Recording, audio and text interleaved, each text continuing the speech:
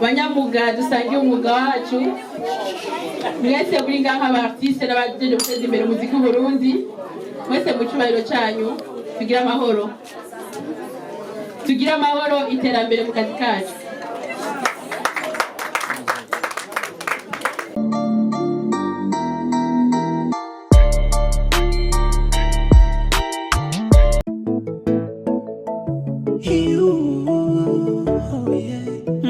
Nacha Penguino Breeze Beats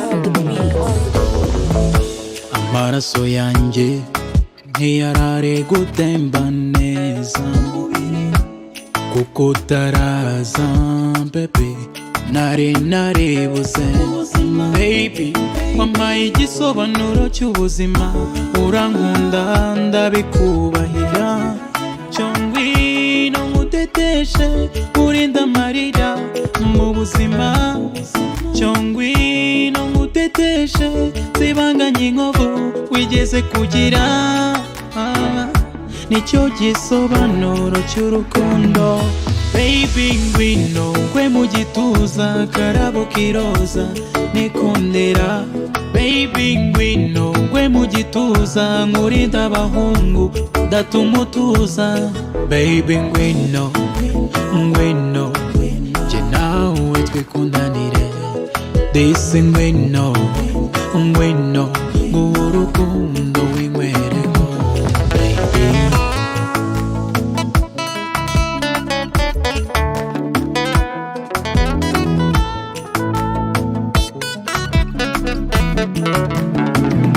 ndabizi ko bigoye kuri ubu kubona urukundo ruzima hariho na benshi cyane bemeza ko rutakibaho ariko nyemerera sigaranya gato nyanga kamwe ukinywere ariko nyemerera sigaranya gato nyanga kamwe ukinywere bebe niwa mbere y'inshuti gusa wanampinduriye ubuzima kugumana nawe nibyo nifuza imbere yanjye ni wowe gusa baby ngwino ngwe mu gituza karabo kiroza nikundira baby ngwino ngwe mu gituza nkurinda abahungu datuma utuza baby ngwino ngwino je nawe twikundanire disi ngwino ngwino ngurukundo w'inkwereko nyuma sinzigira ngupfusha ubusa nzagukunda bwiza buzira amakemwa sinzatinya imiyaga ihuha mfite buri kimwe baby ngwino ngwe mu gituza karabo kiroza nikundira baby ngwino ngwe mu gituza nkurinda abahungu datuma utuza baby ngwino ngwino je nawe twikundanire disi ngwino ngwino ngurukundo w'inkwereko baby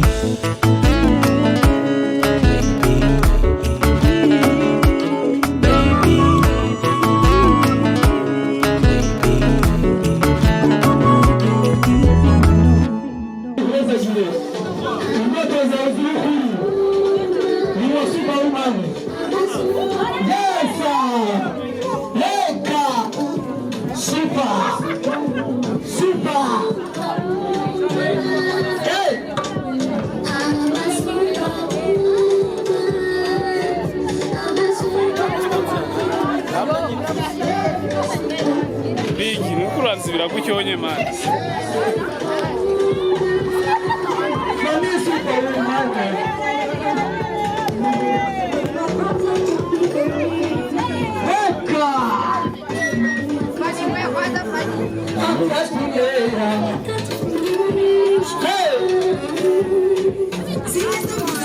mwanamke hawezi, hakuna hivyo. Hata wanawake wanaweza kama Fani alivyoweza.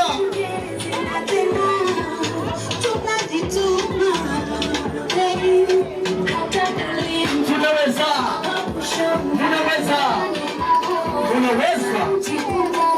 unaweza. Hey! Super! Super! Woman!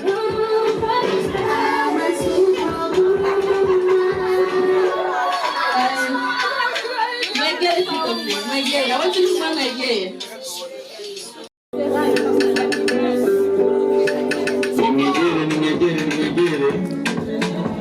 Yes.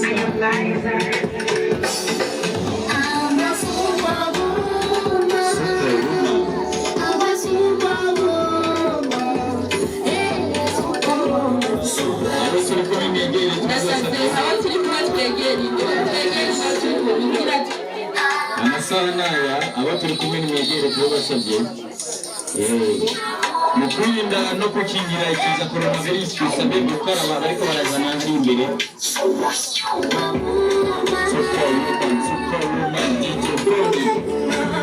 banoro cy'urukundo baby ngwino kwe mu gituza karabo kiroza nikundira baby ngwino kwe mu gituza nkurinda abahungu datumutuza baby ngwino ngwino je nawe twikundanire disi ngwino ngwino ngurukundo w'inkwereko baby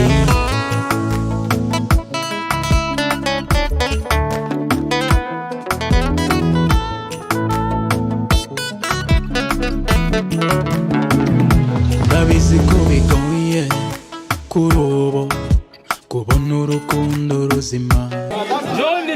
Neno general, sakiri tutahitajiki sasa hivi.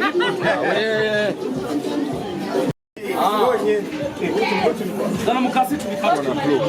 Na pro. Mama masheri. Ngo la kulindele. Mama masheri. Ona tundije kwa kamera. Mama, genda hai. Mama neno kakati. Mama sito. Mama patanga wewe. Saidia mtoto wangu.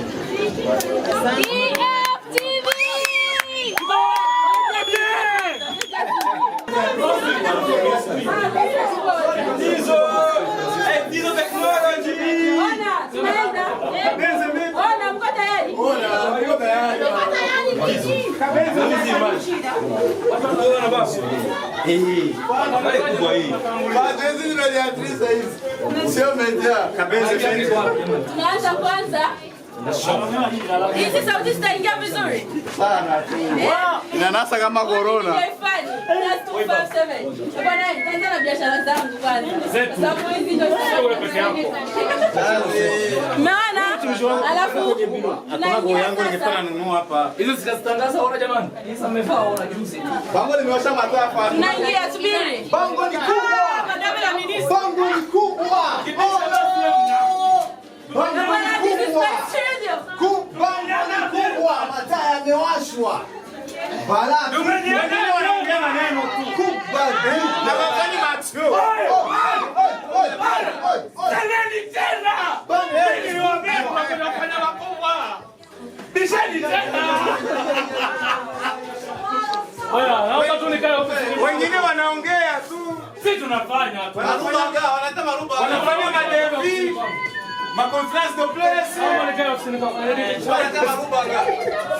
semeni tena. Mimi niwaambia tu. Bango ni kubwa. Semeni tena. Mataa yameshawashwa. Semeni tena. Ili niwaambie wande mtangazaji. Hii ndio ofisi yangu sasa. Kama mtamjui. Yeah, Sœur DJ Fanny nomusikiriza munambwe ya DFTV akiri umuntu umwe ni groupe y'abantu benshi muramba nuko mura neza nicaye mu biro byanje kuri ya mikro nziza nzo kwa mara mwiganiro Amel Haddad Samid. This is my CEO and my sister. I told you before that we were going to do something big. Na hii ndio siku yetu. Tunatambulisha rasmi. Najua wengi mlikuwa mnategemea ni surprise gani itakuja kufanyika na leo mambo ndo haya. Hii ndio TV yetu, hii ndio TV yenu. Kama hamjaingia kwenye YouTube msubscribe, nendeni mkafanye mambo jamani. Naona TV online nyingi, leo watu wapo wengi. Naona platform show kuja hit. Naomba nimpishie nafasi akae na suti ya kibabe kama CEO. Mumtazame vizuri, sio malaika uoga jamani. Yeah, she's my sister. Wengine wanaongea, sisi tunafanya. Huo ndo msemo wa Vigo. Mnakoze cyane kora mwanyitabe DJ Pro. Mimi msali mwenzako bro, nipige makofi. Yes. Mwenye swali anaanza kusogea kwenye mic akaongea. Yeah. Ziko on zote. Mwenye swali yoyote mwenye swali anaanza kaongea. Acha tusogee ziko. Acha ndio umeshawakusika. Kiswahili au Kiswahili au Kirundi tofauti. Jamani. Tuko on air au tuko on air? Yeah, we on air. Hivi nasikiza sawa. Okay, right. Aha. Nitaka kuuliza zichambue sauti yangu. Tizo nifahamu sana, tumeshafanya kazi kuanzia mwaka 2011. Tusikawizani nje kuna watu ambao wanahitaji. So, funny. Yeah. Ili wazo lilikuja kuanzia lini? Wazo la kufanya studio kama hii. Bwana festival hii wazo ni kipindi ambacho Jux alikuja Burundi. Nadhani nyote mnakumbuka. Ni mwaka jana tu hapa. Mwaka jana, mwaka juzi before kabla hajaja na Vanessa Mdee. Yes, alikuja kivyake. Yeah. Alikuja akafanya interview kwenye studio moja hivi, sio lazima nitaje jina. Ya hapa Burundi? Yes. Alikuwa anatokea kwenye sijui nini. Baadaye akapita akafanya alipita kwa kawaida akapiga picha. Alifanya interview kwenye radio moja lakini baadaye nyingine akakwenda kutembea tu. Aliposti picha yake kwenye Instagram. Baada ya sekunde 15 alipata comment nyingi kumwambia ni studio gani? Hiyo ni radio Burundi. One to check areka niuma sana. Mimi kama Burundi nikasema no. Lazima nifanye kitu. Nimekaa muda mrefu. Yes. Nashukuru sana wazazi wangu wamenisaidia. Nashukuru sana familia yangu, marafiki zangu. Ilikuwa ni project ya muda mrefu ambayo imeanza na Somali. Ni manager wa Q-Boy, baadaye kaingia Marehemu. Na mpaka sasa hivi. Marehemu nani mpenzi wako? Mpenzi wako ambao tunafahamu sisi wote. Yeah. Yes, okay, pole sana. So, nao nimesema hata nifanye kitu nimuoneshe kwamba nadhani Burundi kuna wasichana wengi. Yes. Kuna wanaume wengi, lakini kujifikia kufanya kazi na mtu sio kitu rahisi kwa sababu watangazaji tuko wengi, wafanyabiashara tuko wengi, lakini kusikilia kufanya kitu na mtu sio rahisi. Kwa hiyo nashukuru sana Msomali all the way from Dubai ambao amenianzia kabisa kuniambia bwana ndio tufanye biashara, lakini baadaye nikaona ndugu yangu ndio Mariam akaingia naye nafasi yake, tukaweza kufikisha majina yake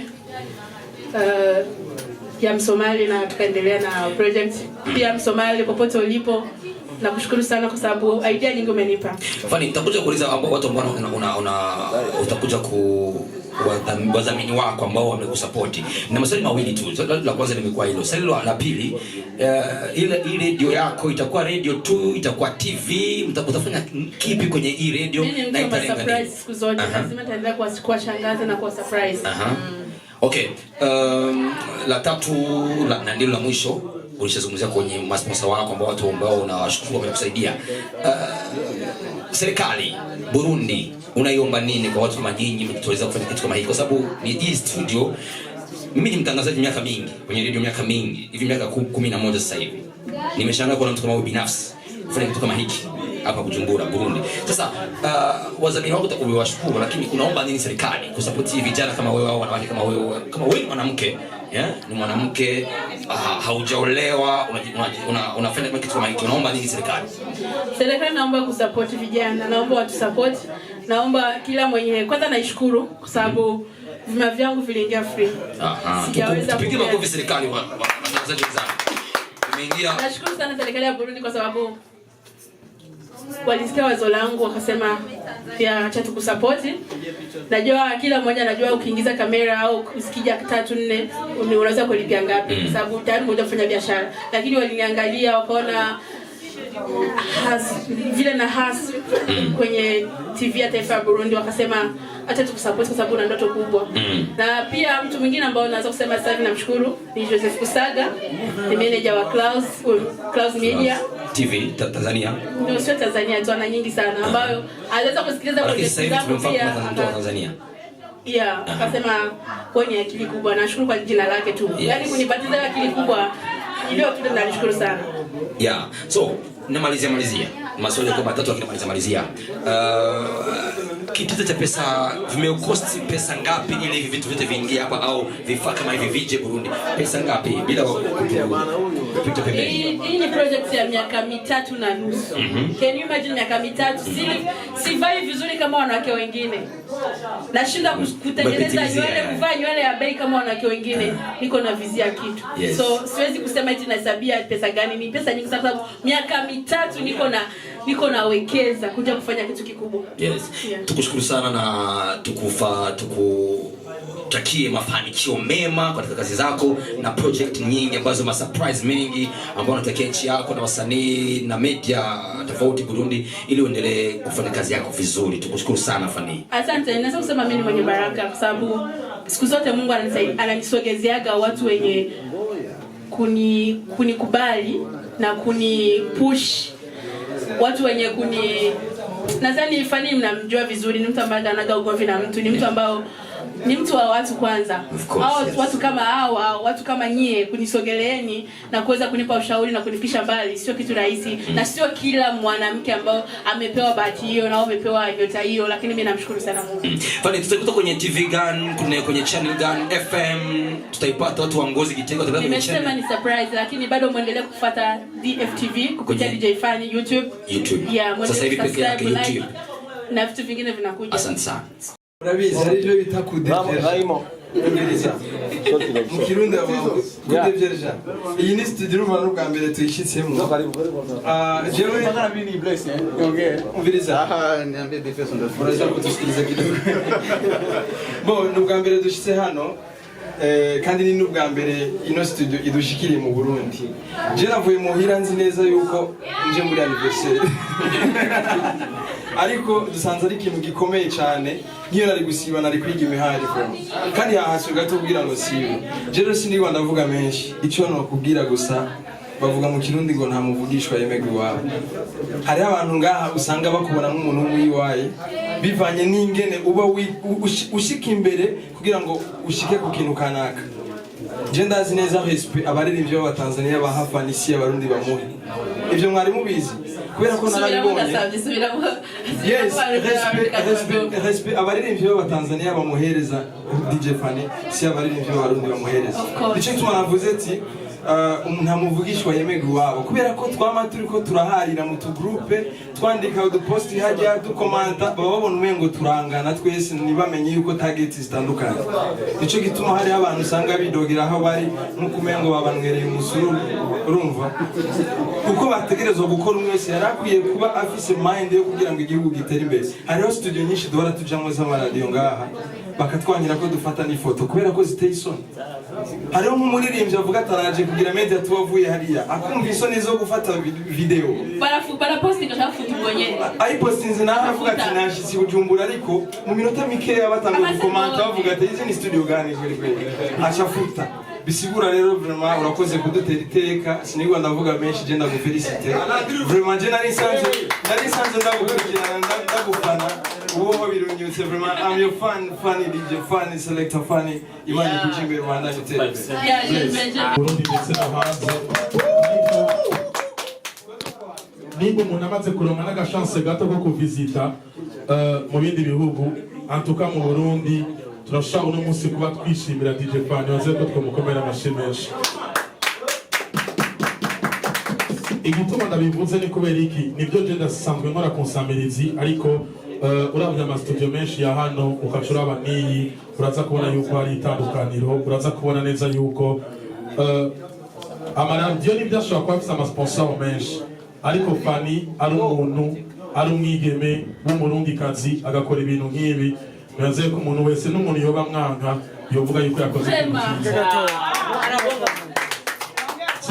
ibibazo nza kubaza nibi gukora ikintu nk'iki si ikintu coroshe gisaba uburyo bwinshi gitwara umwanya mwinshi experience wakuye muri ibi bintu byose ni yahe hama ikindi kintu naco struggle wagize niza kuko gukora ikintu nk'iki kumushobora guca mu mahagi atandukanye struggle wagize niza struggle ni nyinshi cyane ntazo novuga ndagishobore ndagiheze ndababwiye ko maze imyaka 3 n'amezi 8 niko nikosaza bikuba nk'iki mbona aravyumvira kubikora mugabo icanteye ishavu cyane umunsi badiritinga ijya foto kuri Instagram bavuze ati ngo mu Burundi kumbe Burundi studio zabo zimeze gutya badutwenga babwira abantu no ndakeneye gukora iki Isamikindi usanzwe umumenyesha makuru kuri RTNB twese turabizi yuko ukorera isamirizi n'imbonesha kure by'igihugu no munsi uguruye ikintu gikomeye cyane sinuguruye ndaguye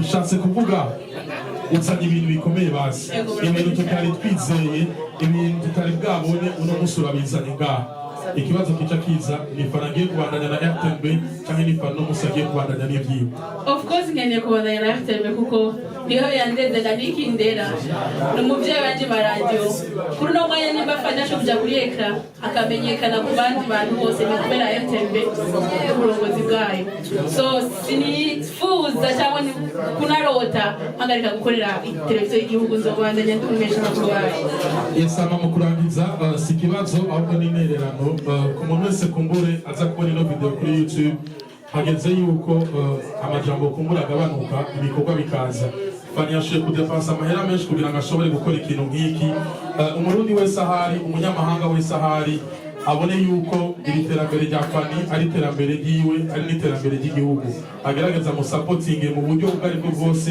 kugira ngo ejo canke hirya y'ejo ntazocika intege mu gihe yazanye ikintu nk'iki mu gihugu cy'u Burundi aronke support ikwiye kugira ngo tubandanye dutera imbere tubandanye duteza imbere n'umuziki w'u Burundi kuko ari ndashaka kuvuga yuko urukunguruzo rw'iterambere ry'umuziki w'u Burundi uno munsi bishobora kuba ruhagaze kwa Fani murakoze Banuro cy'urukundo Baby ngwino kwe mu gituza karabo kiroza nikundira Baby ngwino kwe mu gituza nkurinda abahungu datumutuza Baby ngwino ngwino je nawe twikundanire disi ngwino ngwino ngurukundo w'ingwereko Baby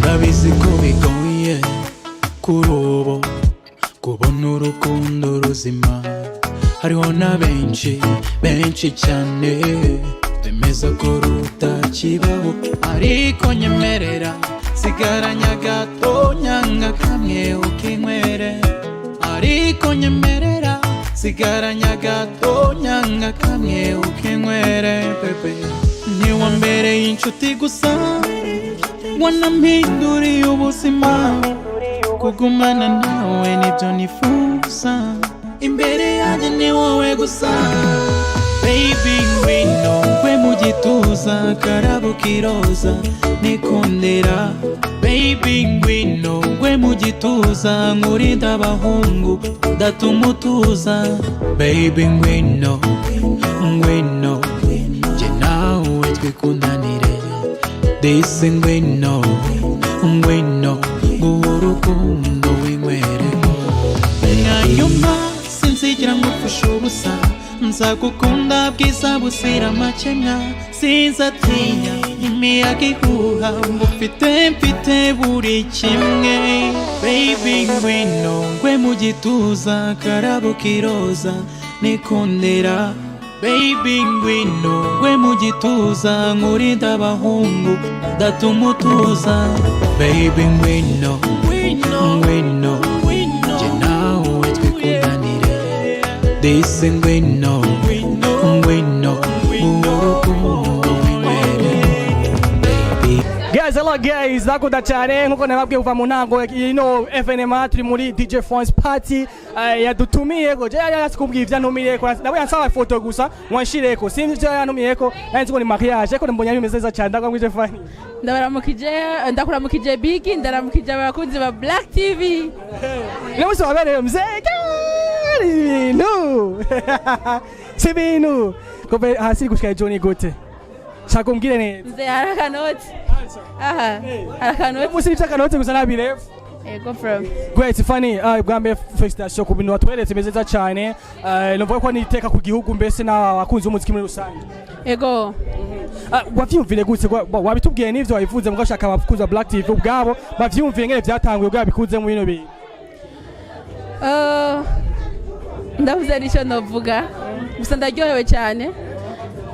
Ni projet n'umugambi wantwaye igihe kinini imyaka 3 n'amezi 8 no musi ukaba indoto na rose igihe kinini zibaye zukuri.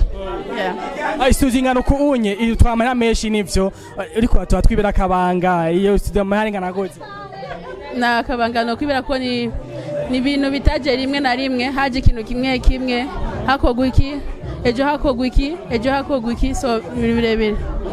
Nikiwo bwe bari nivyo ubwabo muri rusange kubera ndazi yuko nibo beshi nibo wanyune nkuko wabivuze bagiye kubiganyamwo cyane gusumba abandi. Abaririmbyi bose kwarankurikirana kuri Black TV bintu umwanya wanyu aho twara dukora tugeza turushirizeho tugiye kumenyekana cyane kuko imigambi ni myinshi ije kuri DFTV ije kuri Fani cyane ije isunikwa na Fani sino TV gusa yonyene hariho nibindi sino studio yonyene hari ibintu byinshi bigiye kuza so tubananye dukora indirimbo z'akanovera tubananye twegera aba producteur bafise ubumenyi kugira dushobore gushikana indirimbo zacu kure. Nkuko yavuze ubwa mbere tubwiye uti kugira ngo nkino yide bwa mbere nabonye picture Jux yashoboye gupostia mu bayisi prima kuba yuko abanya amakomantere menshi amo tukabiki n'ibiki bona uco yitanguza no ikintu wobwiye aba media yandi kugira ngo nawe ushaka gushanga ivyo ugize nica ama media yandi nababwira ati ntidukunda amarongo ufise gishire mu mugambi wawe kugira ushobore kumva ibintu ifana koze ni hagira undi umuntu azabikore habe studio 4 mu Burundi nkizi abaririmbyi bava mu bindi bihugu bazo bakore media tuwa mu Burundi bapostinge n'abandi bavyifuze baze kuko Burundi bwo cyamenyekana kandi aje gukora media tuwa azora n'abaririmbyi bakomakomenga kandi bazokorana collab ya afana muri usanga nababwiye iki abafana nababwira bananye bankurikirana bari bantera intege amasengesho abo ndayakeneye bananye mukurikirana DFTV bananye mugira subscribe mukurikirana Black TV.